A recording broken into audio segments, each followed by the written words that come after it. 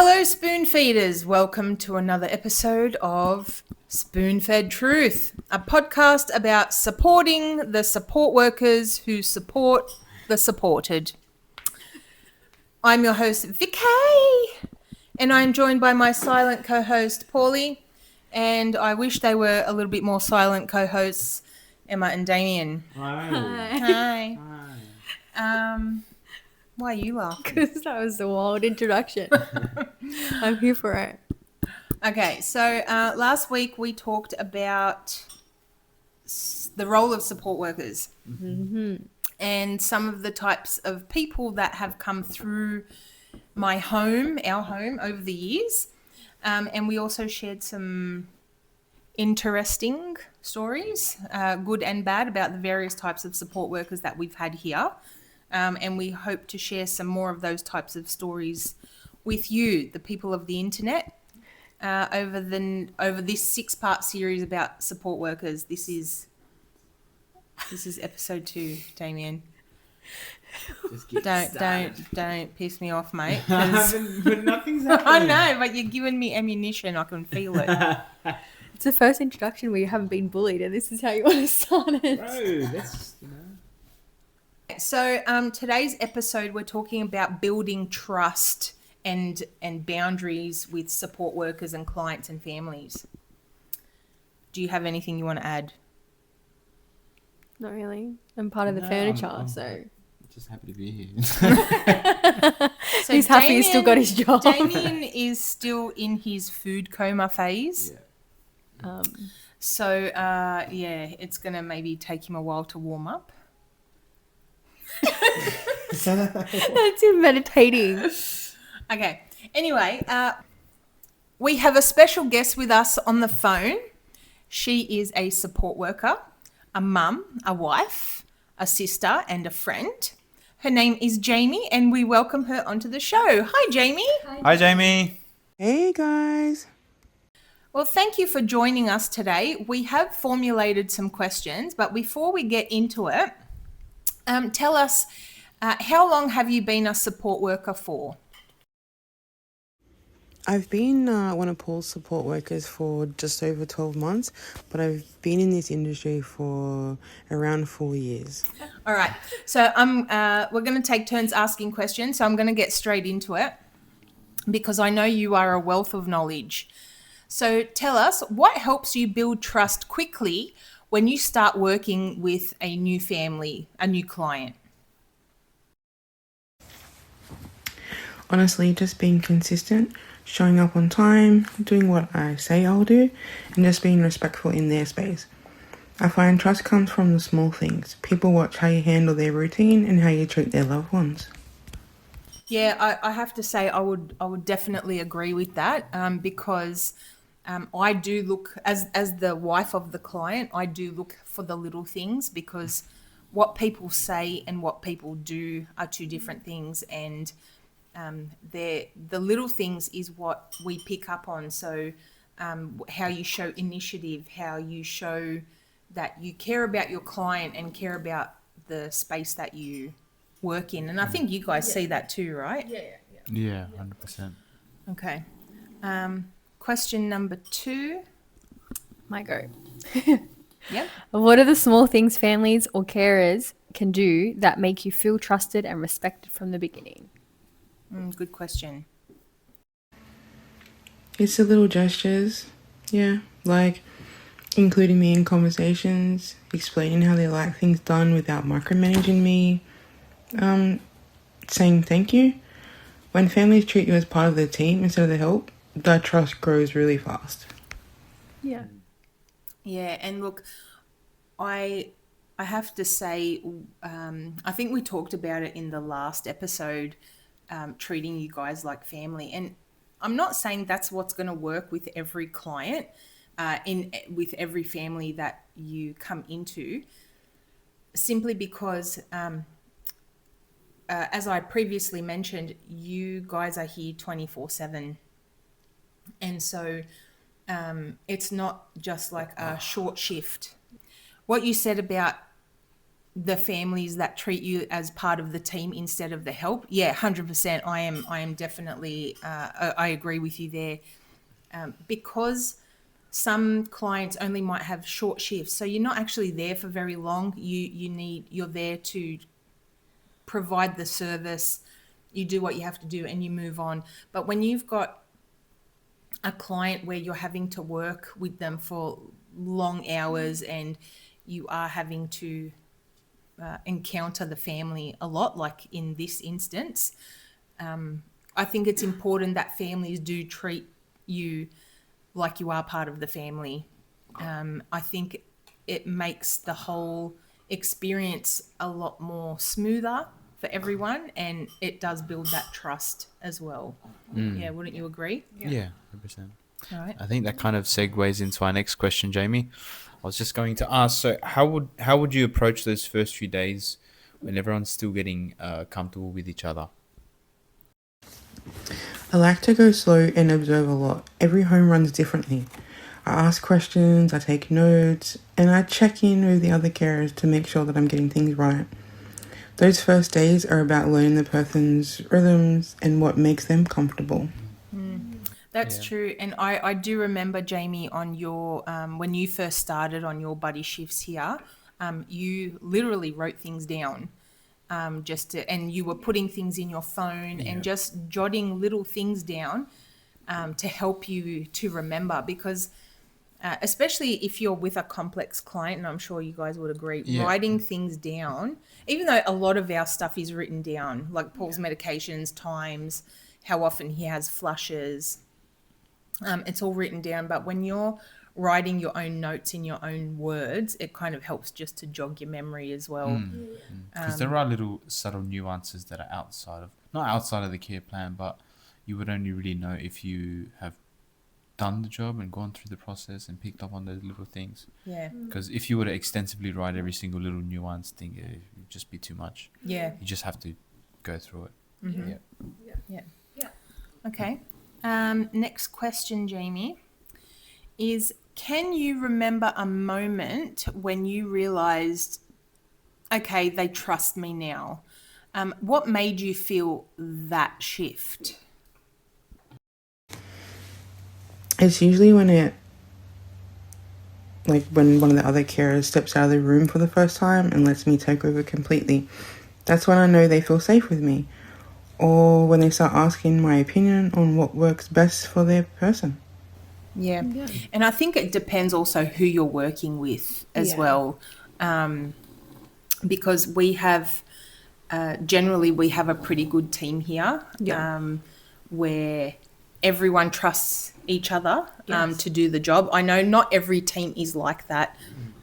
Even when I was a support worker and we would have one client, we would, there might be a few of us sharing one client. Sometimes it could be one person or a couple of people are doing more than their fair share of the work, and other people are kind of slacking off as well. So I think being in a team where everyone kind of shares the workload is very important. It does show trust when your partner, whoever you're working with, can step away and that's right. show you that I trust you to do the job really well. Yeah. All right. Emma, do you have a question? Yeah, I have a question. So how do you build trust with the person you're supporting, especially when communication might look different? Good question. Especially in this situation. Hey. Good question. I try to pay attention to body language, like expressions and small cues. With Paul, it's about learning his reactions, what makes him comfortable or not. Even without words, there's a lot of communication happening. Yeah. That's true, yeah. I think we can all agree with you there. Body language, especially for Paul, because like Paul also has to trust that you guys know what you're doing and you are confident. And I think I've mentioned this before when it comes to things like physiotherapy, because that part of physiotherapy, I think when Paul is sitting on the edge of the tilt table and someone is behind him, propping him up. Like, you are his only support, physical support in that sense, because he's not in his wheelchair. And he needs to feel that you are completely confident in what you're doing to hold him up. Yes. Yeah. Because if you're not, he's not going to feel safe, and he's going to become very stiff and rigid in his body. Yes. That tells you that he's not comfortable. But even for like the person at the front in that aspect as well, like you want to be able to put the trust in that support worker to hold Paul as well, because you want Paul to be comfortable, but you also need to put your trust in that support worker. Yeah. So that it runs smoothly. Yeah, absolutely. Yeah. Damien? Yep, and then that probably goes into the next question as well. But Jamie, has there ever been a time where trust was broken or tested, and how did you end up rebuilding that? Yeah, it happens. Sometimes it's just like a small misunderstanding. Maybe I did something differently than they had expected. I always own it though. Apologize if needed and ask how they prefer me to do it next time. Openness usually rebuilds trust pretty fast. Yeah, I'd like to say that would work in most cases, but sometimes not everyone owns it and not everyone wants to apologize, or they like Blame to someone else. pass the blame to someone else. But that's a reflection of that person, not of your own doing. Just thinking of some examples. But yeah.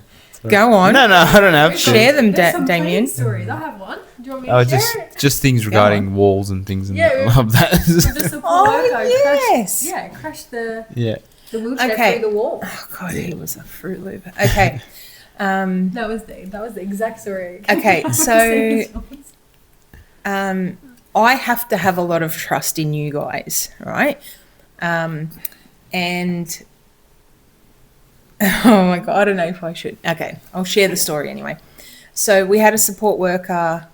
Which story do I tell? Because there's a lot of them. he's had a few issues here. The wax. The wax. Okay, so The wax is a good story. the wax. Okay, There's a lot of so Paul and I were sitting with so we had two support workers, a male and a female. I won't mention names. The female support worker had gone and prepared Paul's feed, and then she came and sat down and we were watching a movie. And then he got up a short while later. Meanwhile, everything's dark, right? Because we're watching a movie. So he's gone and we hear a loud bang from the kitchen. And we're like, "Are you okay? What's going on?" And he's there going, no, everything's okay. Everything's fine. And I said, okay, all right. Now, I should mention, so I had a wax warmer that was turned on, and it was on the windowsill, which sits right above where Paul's medication is, right? And because it was on, the wax was melted inside and it's making the house smell really nice. I realise now it probably wasn't the best spot for a wax warmer. But then the female support worker, short time later, she gets up, she goes over there and she sees that there is wax all over the windowsill, like dripping down the warmer, all over the tray where Paul's medication is. It virtually covered everything, right? And she starts screaming at him like, "What are you doing? You were just here. How did you not notice this?" And he goes, "No, it wasn't me." Who it's else like- was it? Okay, maybe he didn't see because it was dark, but there was light from the wax warmer itself. So I think he either- meant because he didn't see it, then clearly it wasn't him. yeah, that's what it was. But it was clearly him. We heard the bang, and because the way it had spilt, he would have had to fix it back Fix up it back again. up. So he knew it was him. There was no. It was just Quick deflection. you're very deflective Really worked out person. to have a ghost. Yeah. So yeah, that's Same own your mistake is what I'm saying. Own it, because that's how you build trust with whose house you're in with the client and their families, and if you just own up to it, Vicky will be far less angry with you. You'll be a bit more trusted by every single person. Yeah. Okay. My turn next. Question. Your go. Okay. So, Jamie, what kind of boundaries do you think are important in this job, both for you and for us as the family? Definitely privacy and professionalism. I don't talk about my personal life, well, too much, and I don't get involved in family issues. At the same time, I expect my own space and time off to be respected too. Yeah, I can respect that as well. And not that we have any family issues. Side-eyeing my children. But yes, you can't get involved in what goes on in our personal stuff. Same to you, you little shit. But yeah, just respecting our privacy, which I know we don't have much of in this house, but knowing and respecting our boundaries, same as what we respect. Well, not so much Emma, because I live here. well, I was going to say no one has boundaries around you because you just probe until you get the answer. Like, what's wrong? What's wrong? Something's wrong. Yeah. Just tell me. Is something wrong? It's like, I don't want to talk about it. Yeah, but tell me. What's wrong? Yeah. So Emma's probably the only exception to that rule where there's no boundaries. And yeah, we end up telling you Yeah, I anyway. was gonna That's say right. something It's about- like gun to the head sort of situation. Hold on. I was going to say Hostage something situation, as you would say. Yeah, hostage. That's right. Yeah. I was going to say, you know how, like, when you work on construction sites and loud environments. Yeah, and I stuff, know all about that. That's right. In my other life. You know, when you do that for long enough, you get that industrial deafness. I think for this type of job, you need industrial amnesia. So because that's kind of how I approach things. Like, at the end of the day, there's no real, stepping away from conversations or whatever. So, like, out of the nature of the environment, you're part of conversations, whether you like it or not. Mm-hmm. So I try Like to, when I discipline the kids and you're standing right there. yeah, well, like, and all of that stuff, I just kind of have to be like, okay, well, this is their life. Doesn't mean it has to be something I'm now going to make part of my life or make it anybody else's business. It's Yeah, just, but I'm also hoping that you will learn for when you have children. Oh, I'm I learning. feel like I'm helping you. Like, this is what you do when you have 2 teenage girls. Yeah. Shall we move on to the next question? Next one. All right. How do you know when a line might be getting blurred? Like when things start feeling a little bit too personal? When the conversation moves from care related to gossip or personal problems, that's definitely a red flag for me. It's okay to be friendly, but I remind myself that this is still my workplace. Well, we don't gossip, so we don't know anything Yeah, I about have that. no idea what you're Isn't that talking right, about. Emma? No, not me. Damien. Damien, on the other hand, Damien is actually the worst gossipper you'll ever meet. Oh, don't It's be all like him. that. He's not like that. He's just the butt of all of our gossip. Especially when he has no love life. Yeah. Please sign up to We be will find Damien's out. wife so we have something to talk about, please. That was our other podcast. Yeah. Okay, Jamie. Question 9. Wait, whose turn is It's it? Damien's. Oh, Damien, you have a question burning for Yes, Vicky's actually jumping. All right. So, I was going to ask, have you ever had to gently reset a boundary with a family or client? And how did you do it without making things awkward? Yeah, I usually just keep it polite and simple. Like, I'm happy to help with that while I'm on shift, or I can't discuss that, but let's focus on pause routine. Most people get it if you're respectful. That's true. Yeah, What Yeah. do you think, Damien? I think so. Just keep it simple, you know.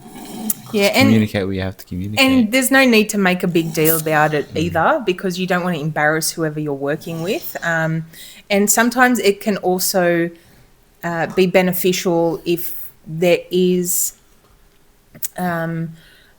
you do need to put your boundaries in place. Do it privately, like have a conversation instead of privately. in front of others. Don't do it in front of other people. Sometimes it could be like you have to set a boundary even with the kids. Best practice I know in our home is come and talk to me. And then, I can then talk to the kids, or there and then in the moment just say, hey, that's not cool, but don't make it into a big deal. We don't want to make mountains out of molehills either. But it is important that you set your boundary and Nip it in the bud, basically. don't let it fester for too long. Otherwise, that's not going to work in anyone's favour. Yeah. So thanks for that. What about, how do you separate work from your personal life, especially when you genuinely care about the people you support, which I know you do? How do you do that? Oh, so this is hard sometimes. You build real relationships. I try to remind myself that being rested and recharged makes me a better worker. When I leave the job at work. Otherwise, things like, burnouts happen quite fast. Yeah, hundo with the burnout, because I have been close to burnout myself during my career, and I have seen it with other people as well. So definitely having your own thing when you get home that you can switch off from work is very, very important. What do you do to relax when you get home? Have a really hot shower. And then, I'll just kick back. On a 40-degree day, that's awesome. I actually do. I will never have cold showers. I have it that hot that my skin's, literally, red, raw. Who are you? I know, but I just That's like that. weird. Ew. It's a vibe. Cooked. I'm cooking myself. It's called roasting. Anyway. Okay. Damien. What do you do, buddy? What do you do? Oh, What can do we I guess? do? Can we guess? You can have a He guess. goes and bench All right. presses 100 kilos. Yeah, that's a While bench looking press, at isn't it? himself in the Bench presses. he does a hammer curl in the mirror, about 100 each arm. Yeah. No, I thought it was bench press. I don't go to the gym. Okay, Please no. elaborate, tell us. Meditate. You ring your mum On the way and you home. go, I do that sometimes, yeah. But not to relax. no, you don't ring your mum Has to the relax. comfort food. No. Oh, you have chicken yeah, actually, adobo? Yeah, Yeah. ready to go in the You've had freezer? sex with I just put Just heat it something up. easy to watch on, and then I'll eat something and just crash on the couch. I said about that The Office? in that video. Yeah, but what do you put on? What kind of movie would you put on? Do you have a go-to movie that you have in the I'm real background? casual. That's why I've watched Grown Up so many times, because it's so easy to. What about The Watch. Office?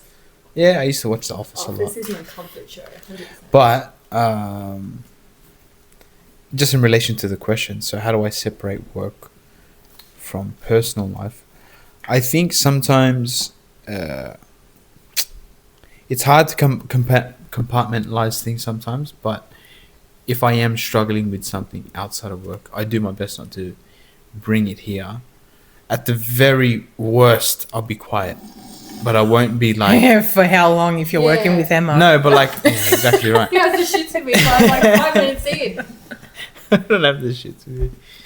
But most of the time, I'm just, I don't let it affect my work ethic or my attitude whilst I'm here. At the very most, I'll maybe not be as talkative, but for some people it may be harder, and the anger or frustration that they're feeling at home, it's never appropriate to take that out on other people, especially if it has to do with the client's wife, the client's family, even co-workers. You should not be doing that in any circumstance.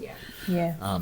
So that for me is second best option. Oh, well, really first best option. If you're not feeling really good, then it's okay. I call it being energetically conservative. Okay. Yeah. So, very good. Jamie, some families want their support workers to feel like family. Do you think that helps or makes boundaries harder to maintain? Better. Oh, so that's a bit of both actually. Feeling like family helps build warmth and trust, but it can also make it harder to say no.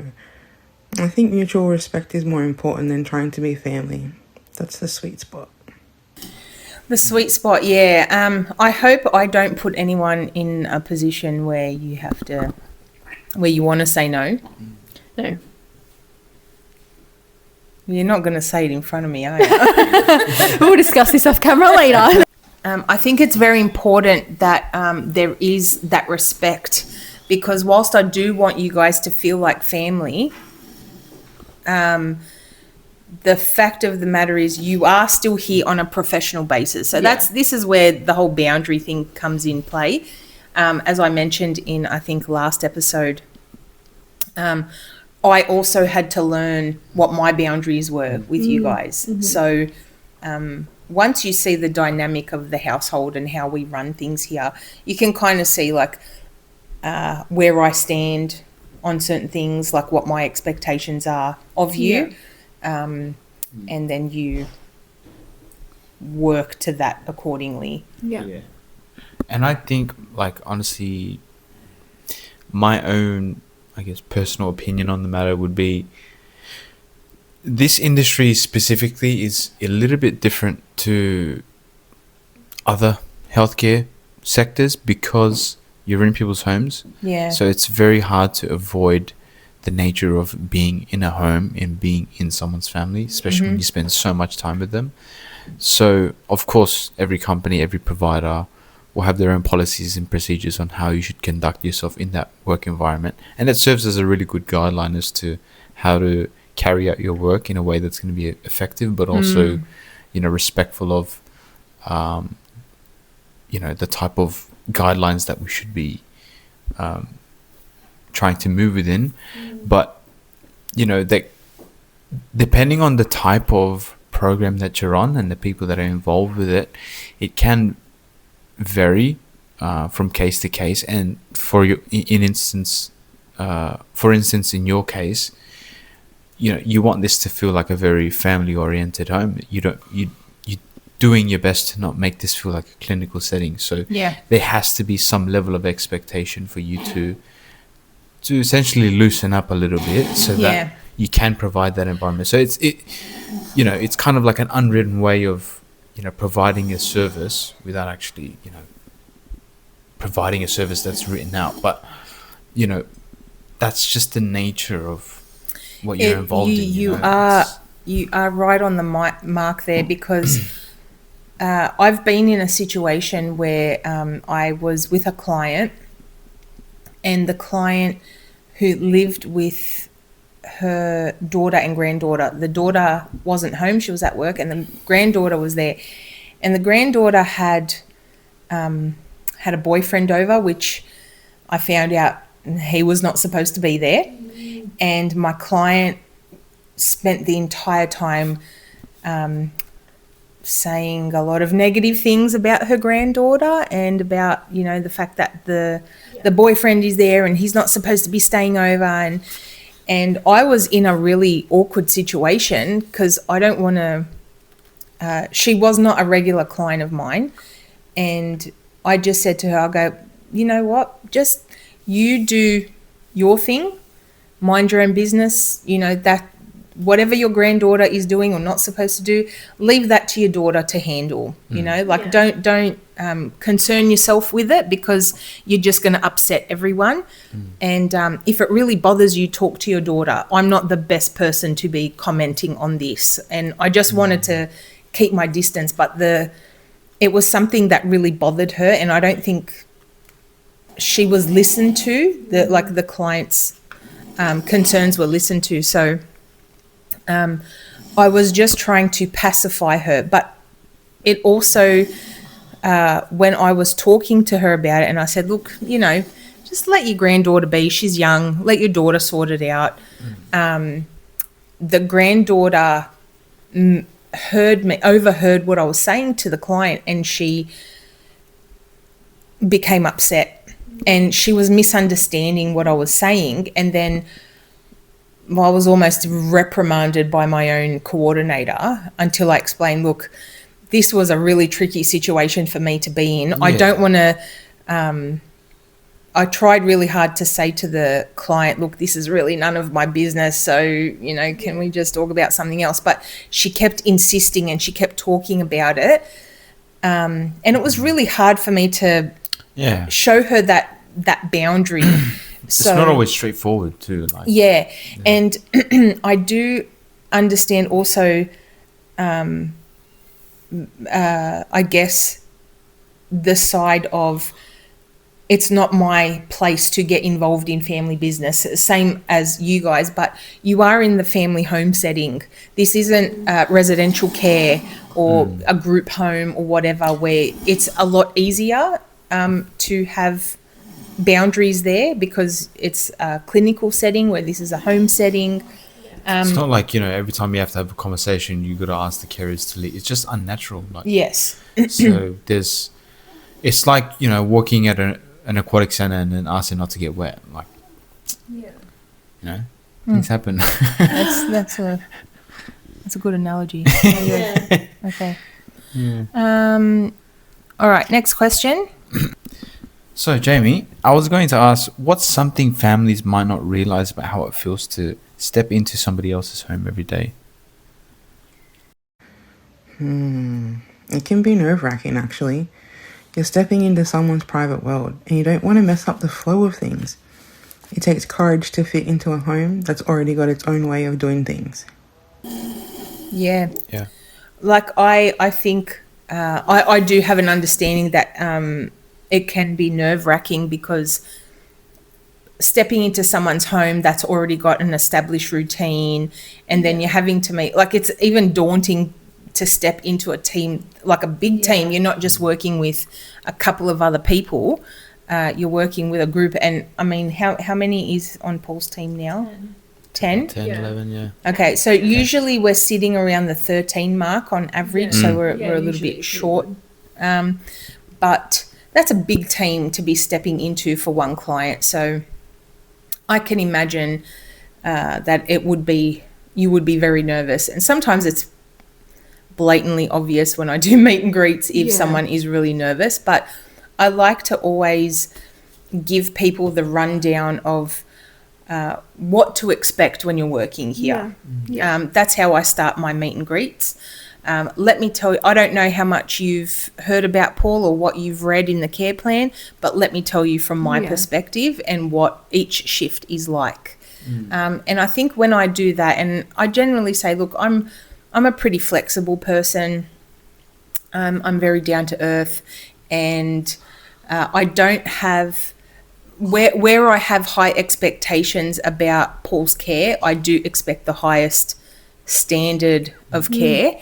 I don't expect people to be perfect straight off the bat. It does take a few months. Yeah, it does usually like 3 months. Yeah, so before. on average, like some people pick things up a lot quicker, but for you to really get to know Paul and the family and just learn everything you possibly can, generally it does take about 3 months. And that's like doing regular shifts. I mean, it's not always like that. You've got people who might come and fill in for a shift once a week or once a fortnight where you're not spending as much time with us, and then you're trying to remember what you learnt from the last time you were here. So it's tricky. So I do get it. And you work with a variety of people as well. Like sometimes you're not always on shift with the same people all the time either. So, you might have better relationship with someone. Yeah, adapting with the different personalities you have to work with as well. Can be a bit nerve-wracking as well.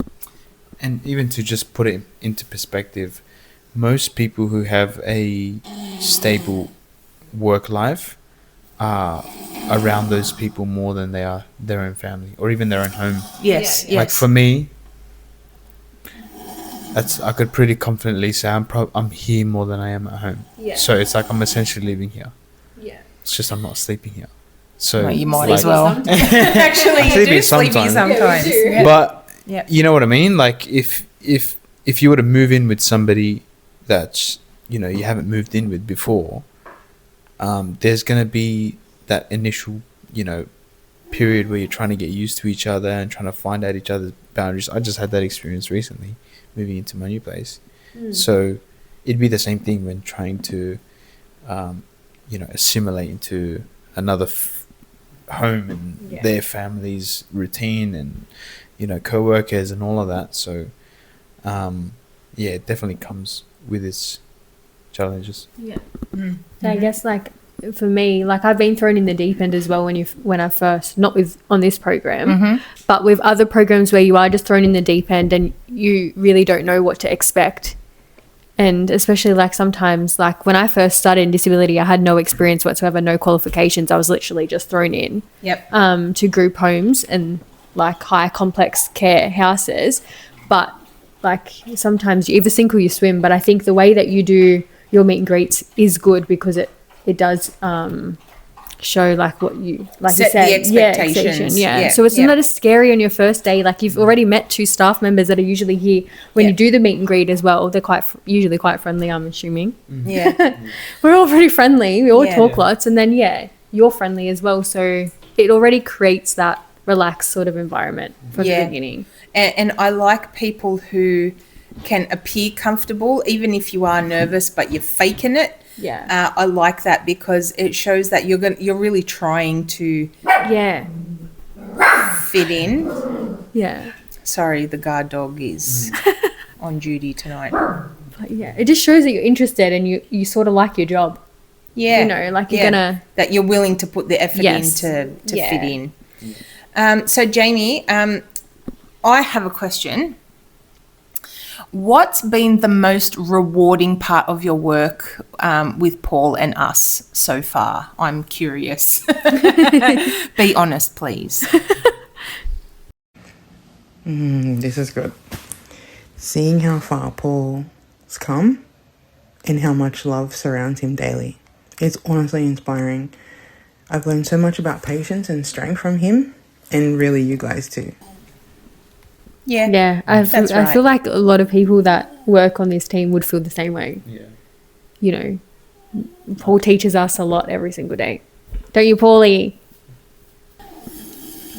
I've had to learn a lot about myself along the way, and I know that I've said, you guys know, that I have a very strong faith in God, and it's what's gotten me through life so far to this point. And regardless of what your own spiritual journey is, if you have one, if not, good for you. What has worked for me is having a trust in a higher power and knowing that it doesn't matter what happens along the way, I am here for a greater purpose. And, having a pretty long and decent career in aged and disability and in management has helped me to be really good at my role as the leader of this team. Because I not only there's that emotional side that I've had to deal with my husband being in an accident, also the father of my children, that I've had to parent on my own, even though I'm not a single parent in the traditional sense. But because I've got a lot of support, and you guys as well. So not only have I been dealing that, but also if at the very basis I wanted to show that it was more for the kids to see that it doesn't matter what happened to your dad, that my love is not going to change for him regardless of what physically is wrong or not wrong with him. And I think that comes from a very strong background in my faith in God. So I took my marriage vows very seriously, and I also know that after a traumatic injury, not brain injury, but any kind of injury where someone's life and personality, career, social circle, all of that has been majorly impacted. It comes down to the strong bond between us. I was never going to put him in a home. I know that's not, some people have to do it, and I don't want to undermine anyone, but for me it worked that I was able to have Paul at home with us so he can watch his children grow up, and he's surrounded with a lot of love and a lot of people, even you guys, who have shown him a lot of love, a lot of empathy, patience and understanding, and a willingness to work with him as he rehabilitates as well. And I mean, I know, okay, so I made this decision because the first, let's say the first 7 years post-accident, I was really pushing Paul with therapies. I'm like, no, he's going to rehab. This is very important. That he knows that, you know, life is not just about being in a wheelchair. He has to push himself to get better. And then when we moved out of that home into our new home, where routine has to slightly change, it has to work within, you know, where we are now. We're in an area where there's a lot of walking paths now. So I want Paul to get out and be outdoors a lot more. It's a lot safer. You can, on a nice day, you can actually go quite far. There's lots of lakes and things that we can visit. Not too noisy. It's good. Yeah, it's good. And it's a really good environment that I switched my thought pattern from Paul being in rehab mode to, which is still there, an element of it is still there because I still want Paul to do his therapies, but it's also, let's enjoy life now. Let's do more recreational thing rather than me pushing his therapies as priority. Because I remember reading on, it was one of the support, what are they called? Forums. It was a support group for people with TBIs, survivors and families, where this young woman was talking about how she learnt, she had a support worker and she absolutely hated doing physiotherapy with this support worker. She said it was boring, nothing was happening, she can't move her arms, she can't move her legs. The support worker was so monotone in the way she well, it wasn't even encouragement. She was just like, okay, this is just another thing we have to do. And she said it was so boring. And then that support worker left and a new one came in and started playing music. Like they would go through a whole playlist of songs, and okay, we're gonna do physio to this kind of music, this genre, and then tomorrow we'll do another genre, and playing games and making the whole activity fun for her. And after a while, because she was enjoying physiotherapy, she noticed that you know, she was able to bend her knees a little bit more and stretch her arms out a little bit more, and she started noticing the progress because she was enjoying what she was doing.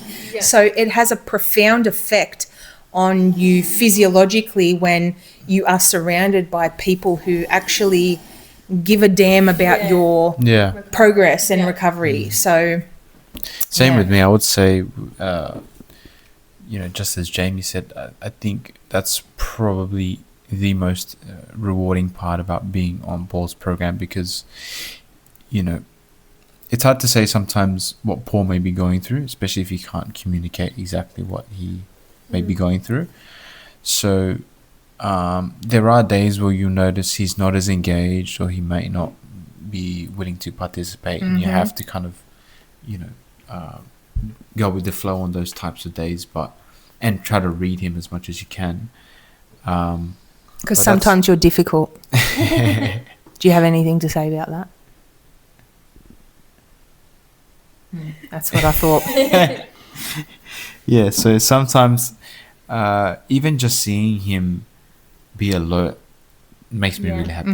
Yeah. Like, because, you know, if we make a suggestion to him to go out to a specific beach or whatever, and the girls come along, and even just him sitting like alert watching the girls, that makes me happy, because I know he's willing to be present in that moment. Yeah. You know. Yep. Whereas there's a lot of instances where he may just be like, he may just resign himself to be like, I'm tapping out. Like, you can say whatever you want to me. I'm not. Yeah. No.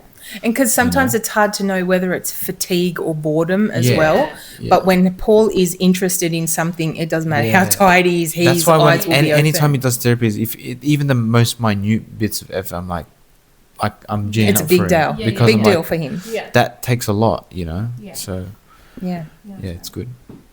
Also, I just want to say, like, because I work mostly day shifts, and for the like day shifts, like Paul sleeps for most of it, and I think that's why I like afternoon shift, to be honest, as well, is because I actually get to see Paul alert and awake and doing those things. Yeah. Because in the day he does do therapies, but he's either really tired still or he's actually sleeping through some of them. Yeah. So yeah, that's why I do like one afternoon shift a week, and I love it because of that reason. Yeah. So Paul sleeps. His routine is that he will sleep from early in the morning, like, because Yeah. he's woken up very early in the morning, but he goes back to sleep, and then he's usually sleeps till around One. yeah, like Yeah. lunchtime ish.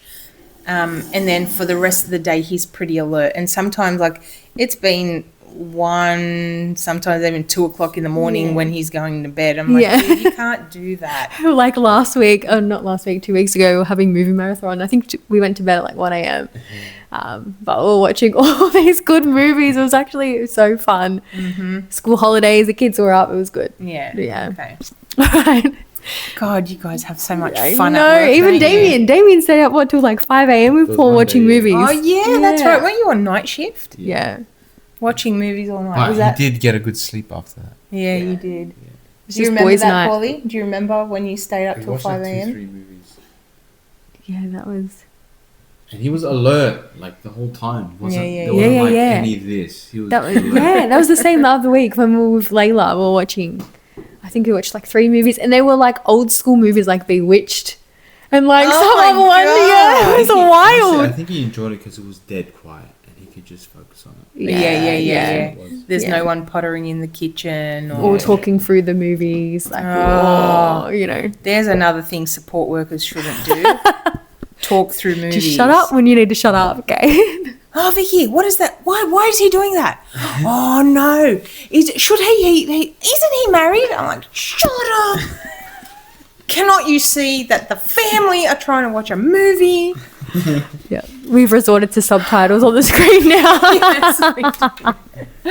Anyway. Anyway, you have a question. Yes, I have a question for Jamie, the last one from me. What advice would you give to new support workers about balancing professionalism with genuine care? Okay, so be human first. But remember why you're here. You can care deeply without crossing lines. It's about empathy, not attachment. Kindness goes a long way, but so does professionalism. Yeah, would Yeah, you it's agree with true. that? Yeah, don't ask me about it, but it's no, it's good. Yeah, professionalism goes out the window if you're Emma. I've worked here for too long. But I think what you said, Jamie, about empathy, not attachment, 100%, because I think we've gotten to a stage where we can tell if someone has what we say is the heart for the job. Yeah, you can. You can usually tell even sometimes from right off the bat. Yeah, Which- from the very first day. And we've just become really good at picking it up in people just from what they say, how they act. Like, Talks about money. did I already mention in another episode about when I did the meet and greet and he came and patted Paul on the head? Yeah. I think we discussed that. Yeah, I think we discussed that last time. Didn't we? podcast? No. No, maybe No, not. okay. But I think we just discussed how like people don't engage, don't like look, don't hold eye contact, that sort of thing. Yeah, so I look that bothered me so much. It was the guy came for a meet and greet, and he was lovely. He said all the right things, and then he came up. I introduced him to Paul, Paul was in bed, and he said, "Hi, Paul," and he patted him on the head, and I was like, "He's I feel not." like we discussed this on the podcast already. I think we may have. I think we have. Okay, I'm sorry. I just mentioned it again, Yeah. but it bothered me. Yeah. So I don't know what that's got to do with the question, but I just wanted to share that. Yeah. You genuinely cared, yes, because you tapped him on the head. But please don't do that again because he's not a dog. I think what it is, and this would probably go across the board. You should always start with professionalism, because professionalism is the minimum expectation for any program that you're going to be on. Yes. Like most of them are going to expect you're going to do clinical work, so there's a level of professionalism that you have to carry out, and then the nuances of the program and the people that are in that program, you'll start to see, okay, you know, maybe this family's a bit quirky, they like to joke around, but you Quirky? Yeah, quirky. How dare you not use this that word? family. Quirky. I'm talking about, you know, whatever. Another family. A quirky family. I've worked other places. But you know what I mean? Like it's not until you go in. It's not until you go into other like workplaces and meet the actual people, because it's not like you're experiencing a product. You're experiencing people, so they have their own personalities and behaviors and things that they focus on, and you know, things that are part of their life, and you're not really gonna understand that till you're in the workplace. And Yes. so start with professionalism. Only I, as the wife, can look at the client as a product, because he is a hot piece of meat, and he is fine. Ages like fine wine, don't you, Paulie? He really has. He actually Hey. has better skin than all of us. That's what I'm saying. Dude. No, What? you don't get to comment on my my husband like Do you that. like the beard, the luscious beard and haircut? Shout out. I'm just saying, like normally Oh yeah, from the barbers. when people get older, they start looking worse. But he's looked better, I would say. Yeah. Because you've showed me some of his older photos. He looks, honestly, if you were to just show me his face, he looks a lot healthier. Definitely healthier, but he's also getting he's well hydrated, all his nutrients, vitamin D, very good care, and that's all thanks to Love. having a really awesome wife. Yes, that's right. He agrees. All right. Last question for Jamie. Sorry we've kept you on the phone for so long. Yeah, I just You've had been one very, last very one. patient. So, what's one thing you wish that every family or carer knew about support workers when it comes to building trust? Ooh. That most of us really do care. We're not just here for the pay. We want to make a difference, but trust goes both ways. If you treat us like part of the team, we will give you our all. Yeah. I can attest to that, because I've always maintained if you guys are good to us, we're good to you as well. It has to work both ways. Otherwise, it doesn't work at all. I mean, I have to admit, I haven't loved every single team member that joins the program. You know, I might not gel with certain personalities, but if I can see that you are genuinely a good person, and you are in this job for the right reasons, that it's more than just a paycheck to you, that tells me a lot about the type of person you are, even if you are a little bit annoying and have, you know, some quirkiness to you. Like Damien said. Like Damien. But yes, it is, for me, a two-way street. And as I said before, I'm always very flexible. Yeah. I'm very open, and, you know, if you come to me with a problem, I am happy to help you. But in turn, you have to look after. You have to do a really good job of looking after Paul. And also, as I've said many times, it's not just about looking after Paul. It's being a good team member, being very respectful with whoever you're working with, and just fitting in with the family and the lifestyle and the dynamics of the house. Plays a huge part in that. So thank you, Jamie, for coming on and sharing your wisdom. Yes. We hope you will come again and chat with us. Yeah. Thanks for having me on the show, guys. Bye for now.